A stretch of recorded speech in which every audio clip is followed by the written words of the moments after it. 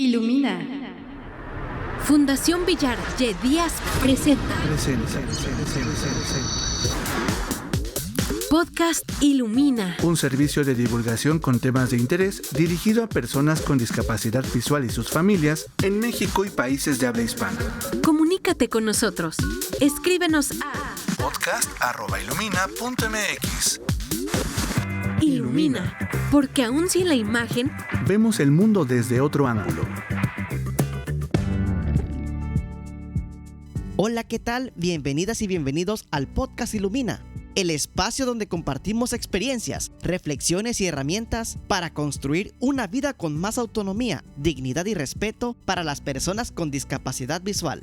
Soy David Omar Pérez Ábalos y me alegra acompañarte en este episodio tan especial grabado desde las instalaciones de Ilumina, Ceguera y Baja Visión. Hoy abordamos un tema que, aunque no siempre se visibiliza, tiene profundas repercusiones en el desarrollo emocional y social de niñas, niños y adolescentes: la sobreprotección como una forma de violencia, en particular cuando se trata de personas con discapacidad visual. Para hablar de este tema, nuestra anfitriona Judy Gómez tiene como invitado al doctor en psicología Marco Bautista, con quien conversará sobre las formas que adopta la violencia, los factores que la naturalizan y cómo la sobreprotección, a pesar de tener una intención amorosa, puede terminar limitando profundamente a quienes la viven. En nuestra cápsula de hoy, Saúl Ponce nos hablará de un tema muy interesante. ¿Quieres saber cuál es? Pues no te separes de nosotros, que estoy seguro que te la vas a pasar bien. Recuerda que puedes escucharnos en Amazon Music, Spotify, YouTube y Apple Podcast, y también en Hiperbórea Radio y RTV México, solo para tus oídos. Pero antes de ir con la entrevista, queremos invitarles cordialmente a nuestra reunión de aniversario que se llevará a cabo el próximo sábado 19 de julio en las instalaciones de Ilumina, Ceguera y Baja Visión. Será un espacio para encontrarnos, celebrar los logros compartidos y fortalecer esta comunidad que sigue creciendo con compromiso y esperanza. Les esperamos con mucho gusto. Y ahora sí, vamos con Judy y el doctor Marco Bautista. Adelante. Ponce Inglés. Inglés para la vida real. Hola, ¿qué tal amigos y amigas del podcast Ilumina? Les saluda Saúl Ponce, coordinador de la Escuela de Inglés, y muy contento de estar de vuelta para compartirles una cápsula más de inglés para la vida real. Hoy traemos un temazo. Vamos a hablar de dos cuantificadores muy útiles en la vida diaria, que son too much, demasiado, demasiada, y too many, demasiados o demasiadas. ¿Cómo utilizarlos? ¿Cuándo utilizarlos? Todas estas preguntas y mucho más es lo que estaremos compartiendo a través de este episodio de Inglés para la vida real. Are you ready? Let's have a go. Vamos a ello. Bueno, como ya escuchaban en la intro de esta cápsula, vamos a hablar de too much y too many. Too much, demasiado, demasiada. Too many, demasiados o demasiadas. Vamos a ponerlo en palabras simples. Let's put it in simple words. We're going to use too much for uncountable nouns. Vamos a usar too much para sustantivos incontables, es decir, todo lo que no se puede contar: azúcar, sal, agua, aire, arena, porque podemos contar kilos o toneladas, pero no podemos decir 2 arenas, 3 arenas, etc. Otro sustantivo que no se puede contar es money, dinero, porque podemos decir billetes o monedas. Esto se puede contar, pero no 2 dineros, 3 dineros, etc. Por otro lado, too many lo vamos a emplear con sustantivos contables. En este caso, todo lo que se puede contar: coches, casas, sillas, perros, gatos, personas, etc. Bueno, dicho esto, vamos a empezar con algunos ejemplos prácticos para que pueda quedar más claro. Voy a decir: 1. Hay demasiada arena en la playa. There is too much sand at the beach. There is too much sand at the beach. Número 2, con too much. hay demasiado dinero en la caja fuerte. There is too much money in the safe. There is too much money in the safe. S-A-F-E, caja fuerte, safe. Número 3, con too much. Hay demasiada contaminación en la ciudad. There is too much pollution in the city. There is too much pollution in the city. Tanto pollution como sand como money son sustantivos incontables. They're all uncountable nouns. Ahora vamos con 3 ejemplos con too many. Shall we? ¿Vale? Number 1. Hay demasiados coches en el país. There are, cambiamos de is are. There are too many cars in the country. There are too many cars in the country. Number 2. Hay demasiados perros en la calle. There are too many dogs in the street. There are too many dogs in the street. And finalmente, number 3. Hay demasiadas personas en la sala de espera. There are too many people in the waiting room. There are too many people in the waiting room. Tanto cars como dogs como people son sustantivos contables, por eso los empleamos con too many. Vale la pena mencionar que cuando usamos too much o too many tiene una connotación un tanto negativa. More than enough, más que suficiente. Demasiado, demasiados, demasiada, demasiadas es más que suficiente, más que mucho, ¿vale? Para que lo tengan en cuenta, pero es importante que por supuesto los estemos repasando y practicando de manera constante. Vamos pues con el resumen de too much y de too many. Here we go. Bueno, estamos llegando al final de la cápsula del día de hoy sobre too much y too many. Como ya saben, too much es para sustantivos incontables: money, sand, sugar, coffee, air, water, wine, and many others, muchos otros. Y too many es para sustantivos contables: cars, dogs, cats, books, phones, pencils, lighters, lights, planets, and many others, y muchos otros también. Lo importante es que hagamos bien la diferencia entre sustantivos contables e incontables y empecemos a practicar con too much y con too many, justo como lo llevamos a cabo en la parte media de esta cápsula del día de hoy. Sigue repasando, sigue con tus ejemplos en casa y recuerda que si tienes alguna duda o comentario puedes dejárnosla en los digamos en la parte de chat aquí del podcast, en la plataforma en la cual o a través de la cual nos estés escuchando. No te olvides de compartir este episodio y recuerda, practice makes perfect. La práctica hace al maestro. See you next time. Nos vemos en la próxima aquí en el podcast Ilumina en inglés para la vida real. Bye bye. Take care. Entrevista.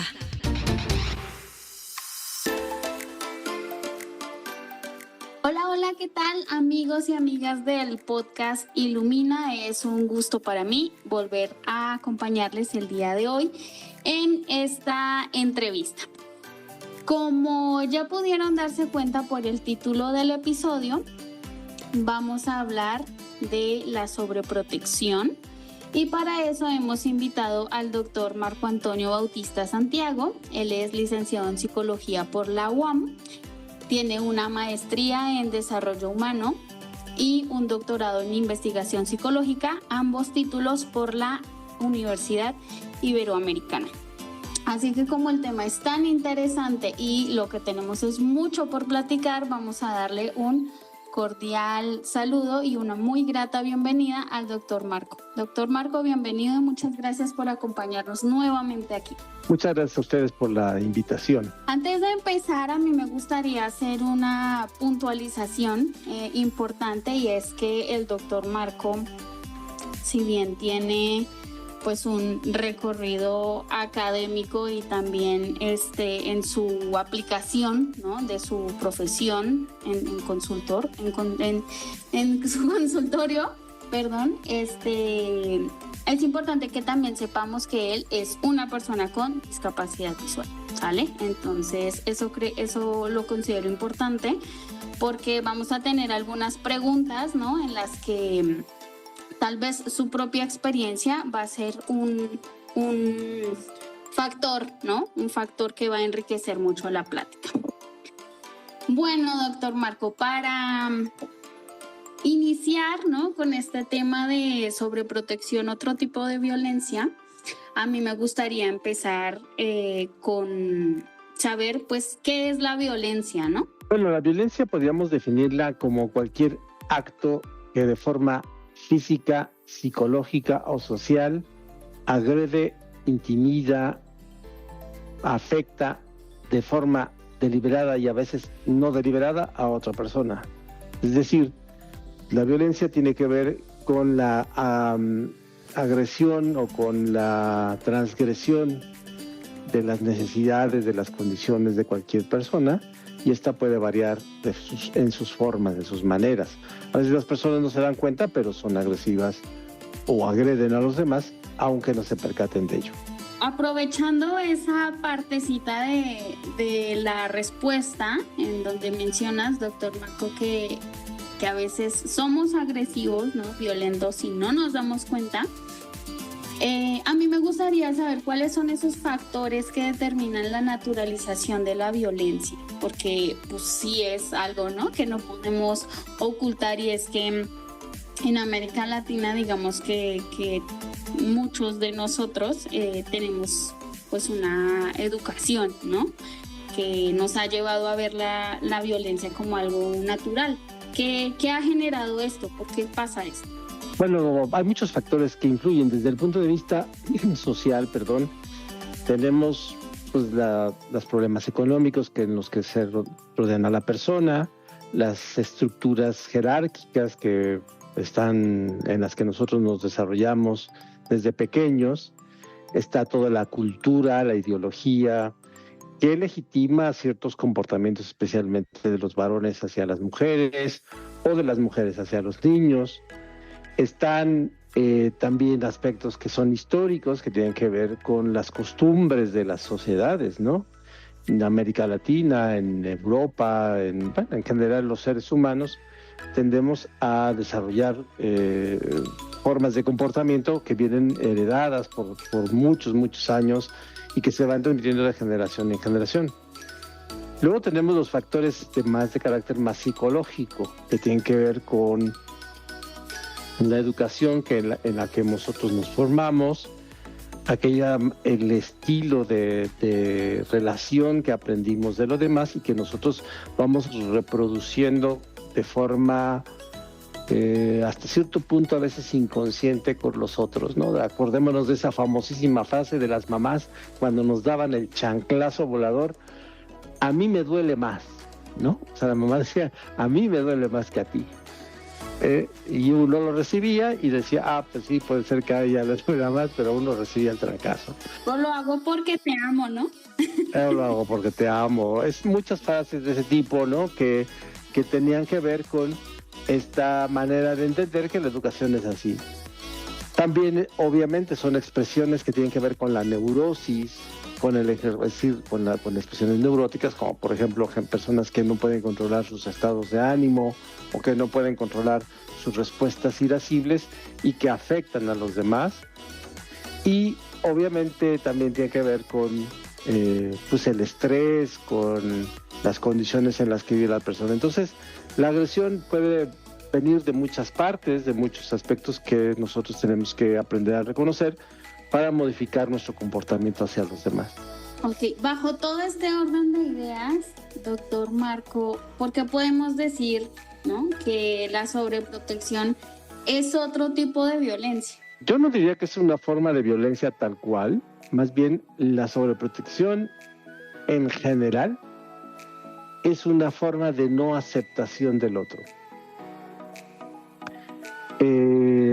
Cuando yo sobreprotejo a alguien, en realidad lo que estoy haciendo es, no lo estoy considerando capaz de realizar las cosas por sí mismo. Claro están las personas que sobreprotegen, por ejemplo, los papás que sobreprotegen a los hijos en general, dirán, no, pues es que me preocupa que le vaya a pasar algo, yo no quisiera que le sucediera nada, y entonces lo cuidamos, de tal manera que vamos impidiendo que la persona, que el niño, el adolescente, el chavo, la persona se desarrolle.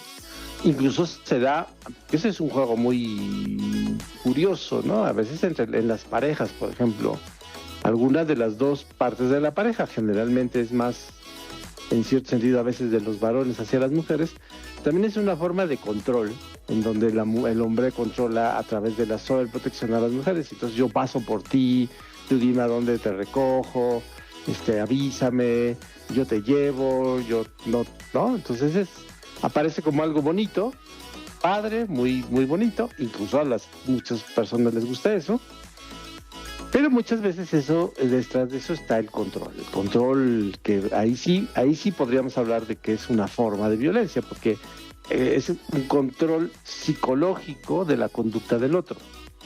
En otros casos, la sobreprotección es más una manera de no valorar a la persona. Tú no eres lo suficiente, es como el mensaje de no te creo lo suficientemente capaz como para valerte por ti mismo o para superar los retos. Y dentro de esa premisa no cabría, no cabría el hecho de poder clasificarlo, por ejemplo, como alguna derivación de violencia psicológica. No necesariamente, porque la violencia está encaminada a dañar al otro.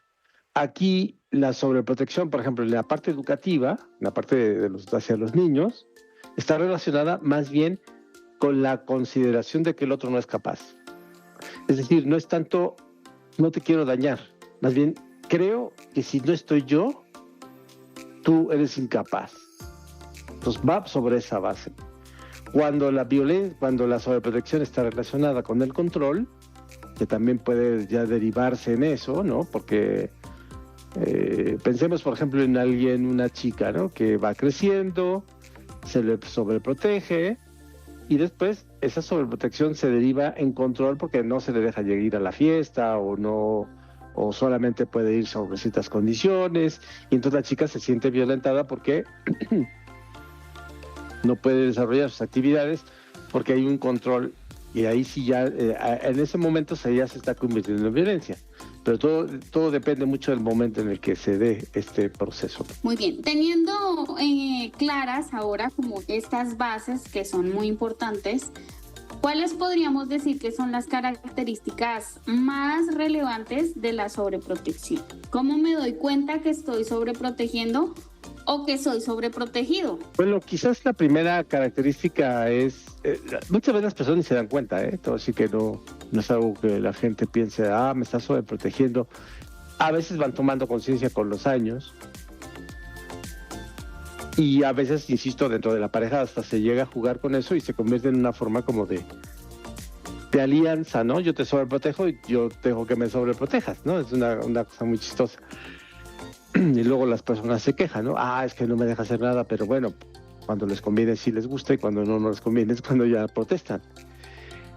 Pero la primera característica de la sobreprotección es hay un cuidado extremo del otro, de tal manera que la otra persona, o el niño, o el otro sujeto, no puede desarrollar las actividades que comúnmente desarrollarían los demás.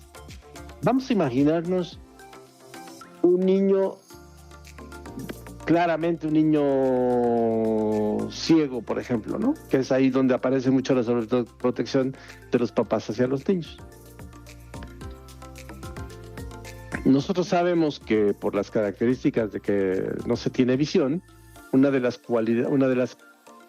características que tiene la vista es el control del medio ambiente, ¿no? Tú con una mirada, tú sabes dónde están los objetos, cuáles son los espacios por los que puedes caminar, si tú quieres localizar algo, etcétera, rápidamente. No hay que moverse. No, la cabeza se mueve tantito, los ojos y ya, localizó el objeto. Y sabes qué objeto es. Sin embargo, para un niño ciego eso no aplica porque no está el objeto a su mano, o sea, no está el objeto ahí. Lo tiene que reconocer. ¿Y cómo lo va a reconocer? Solamente a través de la exploración. Pero entonces cuando el papá o la mamá, por ejemplo, dice no toques ahí, no, a ver, no camines por aquí, no.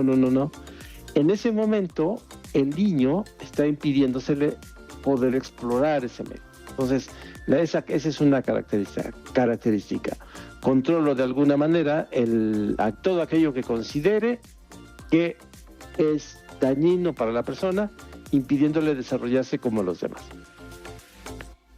Una segunda característica que yo diría está asociada a la sobreprotección es hasta cierto punto, y muchos papás van a decir, por ejemplo, en el caso de niños con discapacidad, que no es cierto, pero en realidad, si está en el fondo, es una especie de sensación de vergüenza, de pena social. No, me acuerdo mucho que mi madre, por ejemplo, no dejaba que yo tocara, ¿no? Entonces me decía, no toques ahí, no agarres ahí. Entonces siempre como que me imagino yo la cara del vendedor o de la persona o del objeto que estaba enfrente, y entonces me decía, no toques eso, o no agarras. Y entonces, pues obviamente la curiosidad me llevaba a intentar tocar, y obviamente pues había el no puedes hacerlo, porque los demás, ¿qué van a decir? No se toca, ¿no? En una sociedad como la nuestra, en donde tocar puede ser visto de muy mala forma, no se toca. Entonces, hay un trasfondo, hay un poquito de vergüenza. También tiene que ver con una noción de pensamiento que a veces no está muy consciente en las personas, pero que nosotros vemos con claridad cuando tratamos con chicos que son sobreprotegidos, especialmente, insisto, con chicos con discapacidad, en donde la familia se siente como responsable extremo de la vida de la persona. Es decir, sienten que sin ellos la vida de esa persona va a ser imposible o no va a poder. Y entonces vienen una serie de cosas que están asociadas, como esta sensación de no valoración, de sentir que la persona va a ser incapaz. Y finalmente, obviamente, eso lleva a un punto fundamental que tiene que ver con la sobreprotección, que es la culpa. Si le pasa algo, es mi culpa. Si yo no lo cuido, yo soy el responsable. Porque él no puede. Cuando aparecen este conjunto de pensamientos y estas actitudes, nosotros podemos considerar que hay una sobreprotección. Ya me imagino, ¿no? A muchos de nuestros escuchas así metidos en un limbo diciendo, pero entonces, ¿cuándo sí, cuándo no? ¿O cómo, no? Entonces, explícanos, doctor Marco, por favor, ¿cuándo la protección que se espera que los padres, las familias den a los niños, ¿cuándo es que esta protección esperada y sana se convierte en sobreprotección? Vamos a ver si entiendo. ¿Cuándo pasamos de ser un cuidado, digamos, sano a una sobreprotección? Por llamarlo sano, es una manera de referirlo. A mí la palabra sano o enfermo no me gusta, pero no son palabras que no me gustan, pero digamos esperado. Un cuidado regular que los papás proveen a sus hijos. Okay. Obviamente ese cuidado parte del conocimiento del niño, parte del conocimiento de las capacidades que tiene el niño. Y el reconocer esas capacidades implica información, implica procesamiento de todo aquello que nos está estorbando. Implica reconocimiento de las capacidades del otro. Esa información es fundamental para poder nosotros determinar, imaginémonos un niño otra vez, ¿no? Un niño con discapacidad visual, ¿no? Entonces el niño se va desarrollando, si no tenemos ninguna otra condición asociada, el niño más o menos irá cumpliendo las etapas que tienen que ver con el desarrollo infantil. Sabemos que alrededor de los 9 años más o menos se va a parar, más o menos. A los 12 meses aproximadamente ya caminará, más o menos. Entonces, cuando yo creo que mi niño no es capaz de hacer eso, y entonces lo cuido en exceso en ese momento, yo ya estoy sobreprotegiendo. Es decir, desconozco que mi niño, que es un niño como cualquier otro niño, claro, con una condición de discapacidad, pero no, su cerebro funciona igual que otro, su cuerpo funciona igual que otro, insisto, si no hay otra discapacidad. Entonces, al desconocer eso, pensamos que cualquier cosa lo va a dañar. Pero aquí entramos en un terreno muy complicado, porque no solamente es información para saber hasta dónde yo estoy siendo cuidadoso, amoroso, y hasta dónde ya estoy pasando a la sobreprotección. Y tiene que ver con una noción, con dos nociones yo diría muy importantes. Uno, la culpa, y el otro, el rechazo. Detrás de la sobreprotección siempre hay una forma de rechazo. ¿Por qué? Porque no se tuvo al hijo perfecto. Ese hijo que iba a ganar las Olimpiadas, iba a correr el Tour de Italia y ganar la prueba ciclista, o que iba a ser Miss Universo, o que iba a ser el próximo presidente, o el gran descubridor de la ciencia, o que me iba a sacar de pobre. De pronto nació un niño que tiene una discapacidad y dice, oh, ya fallé como papá, ya fallé como mamá, porque no tengo el hijo perfecto. ¿Cuál es la frase que nosotros cuando te conocemos a una persona que está embarazada te dice? Y uno le pregunta, ¿cómo quieres que sea tu hijo? Y entonces muchas mujeres lo que te contestan es, lo que sea, pero pero que esté sanito. Uh-huh. Sanito, ¿no? Sanito significa que sea, a lo mejor no tan guapo, no tan bonita, pero que sea sanito. Entonces, cuando un niño nace con una discapacidad, ya no es sanito, ya no es presumible, ya no es de wow, tengo un hijo con síndrome de Down, qué feliz soy. Wow, tengo un hijo con discapacidad visual, qué feliz soy, ¿no? Entonces se convierte en una gran pérdida, porque es un hijo idealizado. Cuando unos papás se embarazan, empiezan a pensar, no, hombre, cuando nazca mi hijo va a ser como yo y me lo voy a llevar a los partidos de fútbol, y ya cuando crezca me lo voy a llevar a chupar a la cantina, y yo lo voy a llevar a su primera experiencia sexual, y la maravilla. Y si es niña igual, ¿no? Las mamás pensarán, no, pues yo la voy a vestir y asado y tal. Y de pronto, pues resulta que el niño pues no podía jugar fútbol, no al menos como el papá quisiera que jugara. Entonces, es un golpe muy fuerte. Porque además viene el otro, ¿y ahora qué voy a hacer con él? ¿No? ¿Qué voy a hacer con él? ¿Cuál va a ser su futuro? Entonces, toda esa situación golpea profundamente a la persona y pues pueden aparecer muchas formas de depresión, de angustia, de ansiedad, que se van a derivar en culpa, en rechazo a eso que ha llegado y que no quería yo, porque yo quería el niño perfecto, pero como no puedo decir, como los espartanos, ¿no? Agarraban a los niños que tenían una discapacidad y los aventaban al precipicio, pues yo no puedo agarrar a mi hijo y aventarlo desde un puente o al metro, no, eso no se puede, ¿no? Entonces, lo que hacemos es al popo, ¿no? No lo vamos a aventar a ninguna parte, pero obviamente tiene que ese rechazo inicial que genera culpa, se tiene que convertir en algo muy amoroso y entonces sobreprotege. Y entonces además de la ignorancia, viene ya este sentimiento de rechazo, este sentimiento soslayado de rechazo que se solapa debajo de esta sobreprotección. Por eso son procesos muy complejos. Y los papás de niños con discapacidad tienen que estar muy conscientes de ese juego, que hasta cierto punto es lógico, porque vivimos en una sociedad que espera lo perfecto, que espera aquello que es lo deseable. No estamos preparándonos como para esperar a que un niño no tenga una discapacidad, ¿no?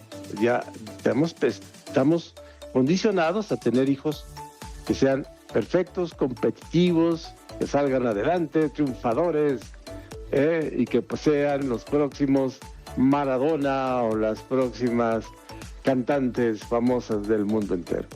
No sé si me hice muchas bolas en la respuesta, ¿verdad? No, pues es que sí es como tú dices, ¿no? Son procesos psicológicos bien complejos, ¿no? Que sí, qué bueno que los platicas, ¿no? Y que los explicas, porque seguramente esto va a ser de mucha ayuda para las familias, ¿no? Para entender un poco qué es esto que sienten, por qué lo sienten, de dónde viene, ¿no? Y seguramente les ayudará por lo menos a dar un primer pasito en su proceso, ¿no? De tomar conciencia en cuanto a esto. Ahora, durante tu respuesta mencionabas el desarrollo, ¿no? Que los niños con discapacidad visual, si bien es digamos que esperado que tengan un desfase pequeñito, ¿no? Logran generalmente los hitos en el momento, pues digamos que esperado, ¿no? Entonces, si tengo un papá o una mamá o un cuidador principal sobreprotector, ¿cuáles van a ser esas consecuencias que yo como niño o niña con discapacidad visual tenga en mi desarrollo? Me parece que antes de terminar de contestar, me quedé con esta idea de que si alguien nos escucha y es papá o mamá de un niño con discapacidad, no se sienta culpable porque sienta rechazo hacia su hijo, pues es normal, no pasa nada, lo importante es hacerlo consciente, ¿no? Es como yo no acepto mi nariz y digo, pues la tengo, ni modo que me la quite, no, bueno, sí me la puedo operar, pero no lo voy a hacer. Entonces es normal que algo no nos guste o sentir así como de, ¿por qué me tocó a mí? Qué desgracia, ¿no? Es normal. No sintamos culpa, más bien trabajemos con esa culpa para que no afecte nuestro desarrollo ni el desarrollo de nuestro hijo. Sí, hay que, porque además pobres papás, ¿no? Mamás, luego resulta que pues, siempre les achacamos todos nuestros males, ¿no? Por mi mamá soy borracho, soy alcohólico, soy adicto, soy promiscuo, soy neurótico, ¿no? Entonces mi papá y mi mamá tienen todos los pobres papás pues, se la pasan. Y bueno, pues, sí, por supuesto, todos somos responsables un poco de los procesos de los demás, ¿no? Pero llega un momento donde cada quien tiene que agarrar su paquete y cargarlo. Pero bueno, además, si no hubiera problemas, pues los psicólogos no tendríamos razón de ser, ¿no? Entonces, de alguna manera... Eso sonó muy egoísta. Eso sonó como mercadotécnico, ¿no? Un poco de mercadotecnia es buena. Bueno, entonces, hitos, cuando hablas de hitos, te refieres a las etapas que todos los seres humanos recorren, ¿no? A determinada hora levantamos la cabeza, a determinado momento nos paramos, caminamos, hablamos, jugamos, controlamos los dedos, etcétera, etcétera. Cuando hay sobreprotección o baja estimulación, porque aquí también puede estar muy relacionada, ¿no? Tenemos dos extremos para poderlo ejemplificar de una manera más clara, ¿no? La mamá que está deprimida porque tuvo un hijo con discapacidad y lo tiene en la cuna. Cuando el niño ve, visualmente se da cuenta que la mamá está ahí, ¿no? La ve y las caras y demás. Y la mamá lo voltea y lo ve y el niño le ve la mirada. ve su mirada y a través de su mirada se reconoce a sí mismo. Es un proceso interesante, psicológico, formativo de nuestro desarrollo. Cuando el niño no ve, no sabe que la mamá está ahí. Puede estar a 1 metro y si la mamá no habla, no hace ruido, no sabe que está ahí. Aquí hay una creencia errónea de que los hijos tenemos súper desarrollados los otros sentidos, ¿no? Esa es una creencia errónea. Me acuerdo alguna vez que una maestra de la universidad que era la coordinadora de los servicios escolares, de los servicios sociales, de los alumnos de la Ibero, ¿no? No sé a quién conoció, un ciego que ahí yo creo que se la choreó porque le decía a ella que él podía determinar cuando entraba al metro si una chica estaba en su periodo de menstruación o no. Y no me quedé pensando, no, bueno, sí le vieron la cara a esta pobre. No tenemos eso. No tenemos un oído súper maravilloso, desarrollado, no tenemos el súper tacto, ni tenemos el súper olfato. Entonces, el niño no sabe que la mamá está ahí y puede sentirse abandonado. Si esta sensación de abandono se prolonga, el niño, además de tener problemas de tipo emocional en el futuro, porque la relación se va a ver vista lastimada, va a tener problemas de que no va a ser estimulado. Y también, si hay sobreprotección, es decir, no dejo que juegue, no dejo que se arrastre, no dejo que gatee, porque cualquier cosa lo puede lastimar, entonces se va a atrasar. El cerebro tiene esto que le llaman hitos, como fronteras, ¿no? Llega un momento en donde ya pasamos la frontera y hagan de cuenta que como los gringos, ¿no? Nos dan pasaporte para la siguiente. Entonces no puedes entrar. Y ahí no hay manera de entrar como mojado ni como nada, ¿no? Simplemente no pasas cuando hay una frontera de este tipo. Es decir, tu cerebro ya no aprendió, ya no desarrolló esas habilidades. Nuestro cerebro tiene una cualidad muy importante que es lo que llamamos plasticidad neuronal. Es decir, cuando una zona se daña, otra entra al rescate. Sin embargo, hay procesos que no se pueden construir. Imaginémonos, por ejemplo, que yo soy ciego de nacimiento, aparece una operación maravillosa, así tipo de esas de Hollywood, ¿no? Pum, y me regresan la vista. Uf, padrísimo, ¿no? Ya veo. Entonces ya voy a poder saber cuál es la chica más bonita y cuáles son los colores más brillantes y cuál es el coche más hermoso y las flores. No va a pasar eso. Porque el cerebro aprende a ver. En última instancia, el que ve es el cerebro. Los ojos son el medio por el que se traslada la información al cerebro. Entonces, a determinadas edades, a determinadas etapas, a periodos del desarrollo del niño, si no se cumplen esas fases, pues ya no se van a adquirir. O se van a adquirir de una forma muy limitada. El habla, por ejemplo, no se va a adquirir bien o no se va a poder caminar bien, etcétera, etcétera. De ahí lo complicado, cuando nosotros evaluamos a un niño, de hasta dónde es una discapacidad, es decir, un niño con discapacidad intelectual o un niño con un problema de parálisis cerebral o un problema autista, ¿no? O es un niño que simplemente no tiene la estimulación adecuada. Siempre es un reto.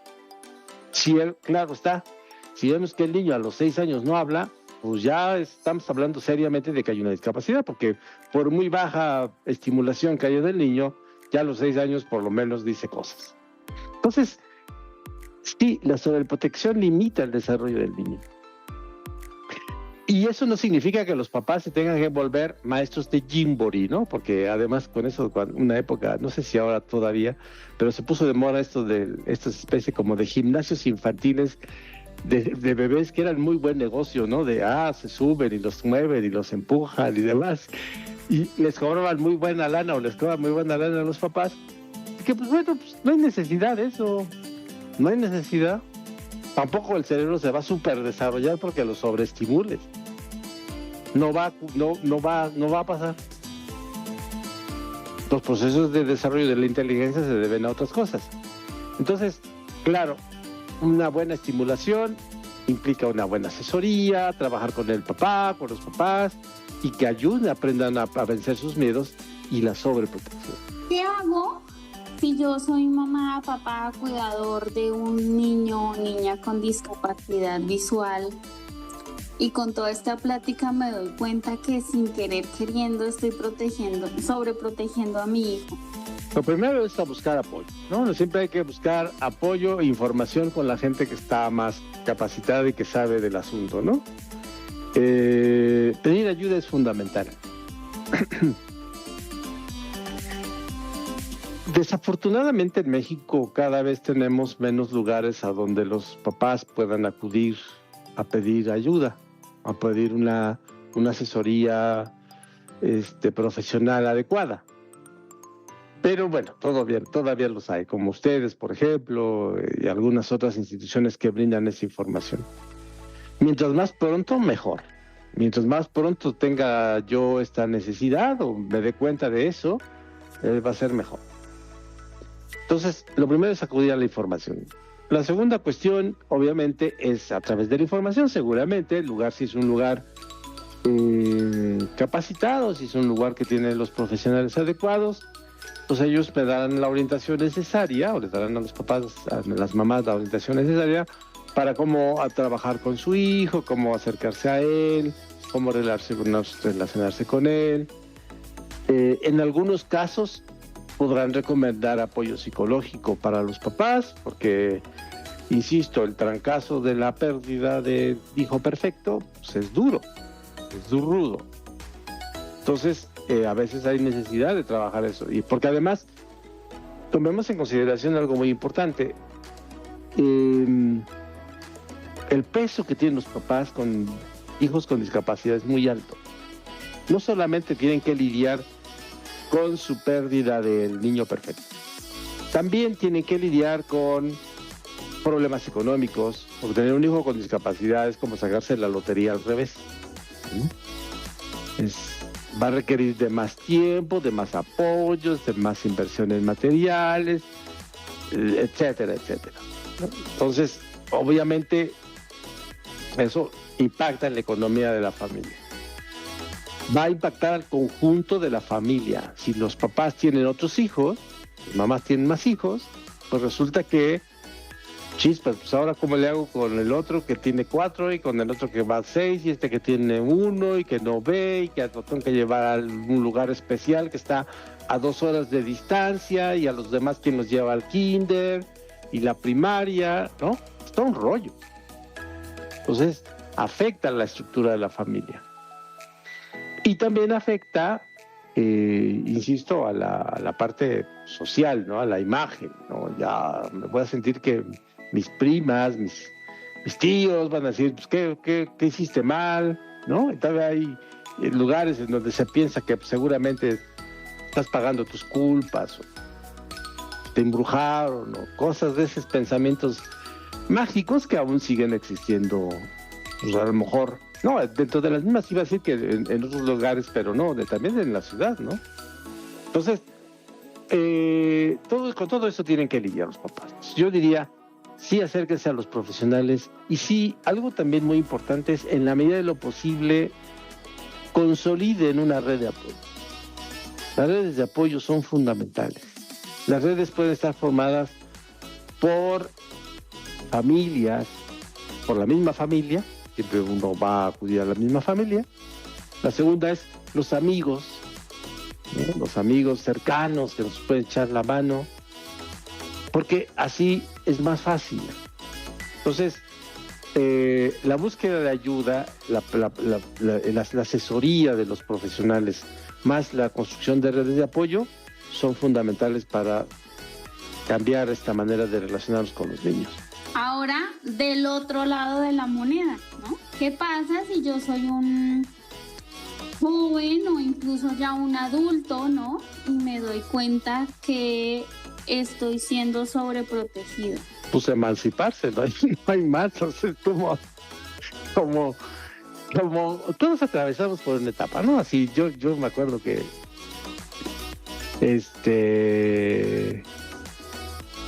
Cuesta mucho trabajo, porque además uno está bien acostumbrado, está bien padre, ¿no? Yo tenía una abuela, por ejemplo, que era maravillosa porque me consentía, etcétera. Pero, pues, me sobreprotegía porque me llevaba a la escuela, ¿no? Me llevaba a la secundaria, me recogía a mi madre, luego me llevaban a la prepa me llevaba a mi abuela, y ya paulatinamente me dejó que yo me regresara solo. Pero ese fue todo un proceso, ¿no? Fue un proceso de pelear. Y luego el siguiente proceso de pelear es llegar tarde, ¿no? Porque, bueno, llegar tarde me refiero a las 5 de la tarde, 6 de la tarde, ¿no? Ya era muy tarde.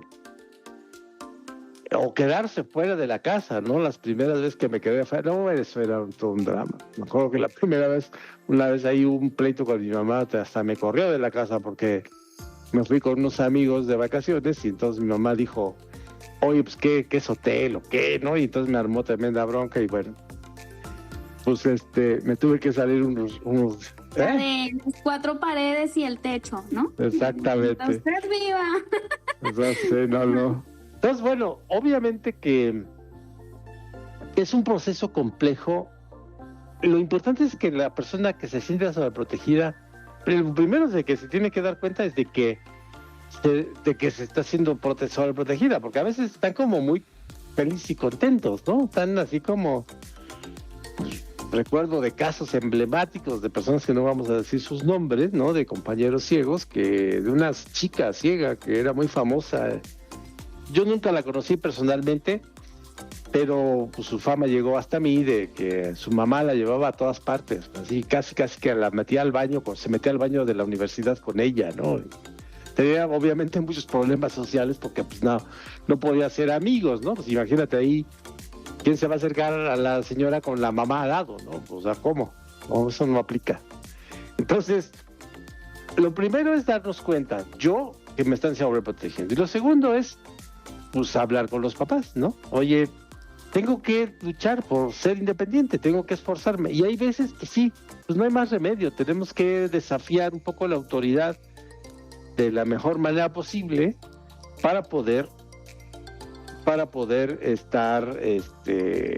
enfrentar la vida, ¿no? La sobreprotección no nos conduce ya cuando somos adultos, bueno, obviamente de ninguna manera, en ningún momento no nos conduce a ningún lado, pero en la adultez además es muy limitante, muy, muy limitante de nuestra vida cotidiana. Muy bien, ya por último, Marco, en estos 2 minutitos que nos quedan de plática, ¿qué consejos le darías, así como muy puntuales, a familias, a maestros incluso, ¿no? Porque también pasa esto mucho y nosotros lo vemos aquí con algunas escuelas, ¿no? Que llevan el acompañamiento de inclusión con Ilumina, y vemos que justo también algunos maestros tienden a irse, ¿no? Por esta parte de la sobreprotección. ¿Qué consejos les darías? Así muy puntuales, sé que ya me he mencionado algunos durante la plática, pero puntualmente, ¿qué les dirías a estas familias y a estos maestros? 1, busquen ayuda, busquen al especialista que sabe del tema. Número 2, conozcan personas que han salido adelante con la discapacidad para que se den cuenta qué se puede hacer a pesar de tener una discapacidad. Número 3, si es necesario, vayan un apoyo emocional con un psicólogo si la cuestión se pone muy complicada de aceptación de su hijo. Número 4, aprendan a aceptar al niño, a la niña, y aprendan a confiar en sus capacidades. Número 5, no tengan miedo. Eso es muy fácil de decir, ¿verdad?